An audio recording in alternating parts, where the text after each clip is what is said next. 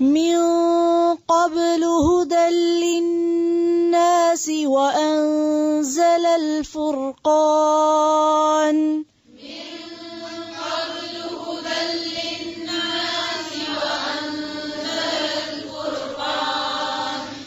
إن الذين كفروا بآيات الله لهم عذاب شديد إن الذين كفروا بآيات الله لهم عذاب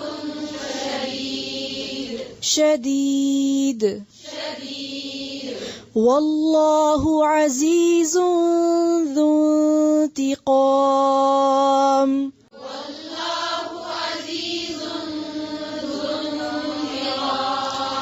ذو انتقام تا کی زیر کو واضح کریں پھر سے من قبل اس سے پہلے. کس سے پہلے؟ قرآن سے پہلے.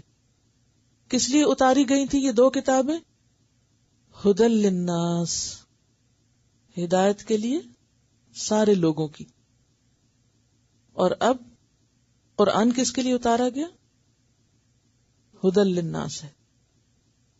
وَأَنزَلَ الْفُرْقَانَ، اور اسی نے نازل کیا فرقان. اب فرقان کا ذکر پھر یہاں کیوں آیا؟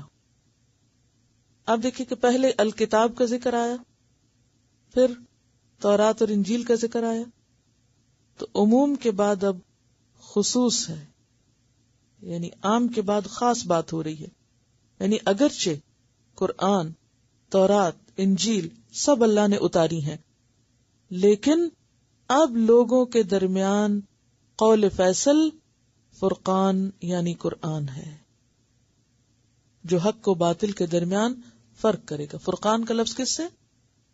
فرق کرنے سے، الگ الگ کرنے والا. ان الذین کفروا، بے شک وہ لوگ جنہوں نے کفر کیا، بآیات اللہ، اللہ کی آیات کا. اور یہ کفر کون کر رہے تھے؟ اہل کتاب. لہم عذاب شدید، اور صرف اہل کتاب نہیں، مشرکین بھی.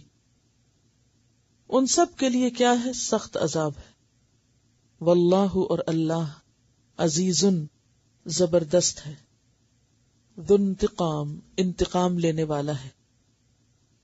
انتقام کا لفظ جو ہے نون قاف میم سے نقمہ. نقمہ کا مطلب ہوتا ہے غلبہ پانا، یعنی پوری طرح مغلوب کر کے سزا دینا، ایسی سزا دینا کہ جیسی سزا کوئی دوسرا نہ دے سکے.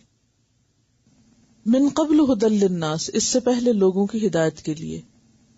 وانزل الفرقان، اور اس نے فرقان نازل کیا. یعنی اب ہمارے سامنے قرآن ہے جو حق و باطل کے درمیان فرق کر سکتا ہے. ان تینوں آیات کو سامنے رکھیں تو پتہ یہ چلتا ہے کہ اللہ تعالیٰ جو کہ الہ حقیقی ہے اور جس نے انسان کو اپنی عبادت کے لیے پیدا کیا ہے، اس نے انسان کو بھٹکنے کے لیے چھوڑ نہیں دیا، بلکہ ہر زمانے میں کتابیں بھی بھیجی.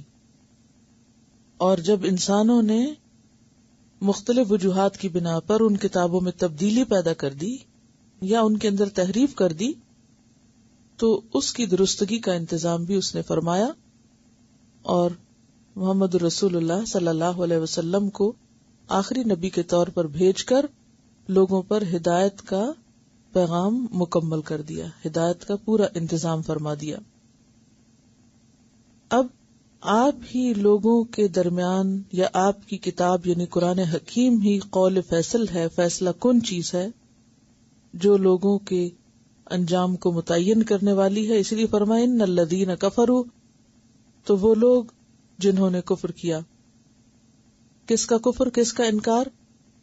اس پیغمبر کا اور اس کتاب کا خاص طور پر، کیونکہ سورۃ الفرقان میں آتا ہے تبارک الذی نزل الفرقان علی عبدہ لیکون للعالمین نذیرا، کہ بہت بابرکت ہے وہ ذات جس نے اپنے بندے پر فرقان نازل کیا تاکہ تمام انسانوں تک حق کا پیغام پہنچائے.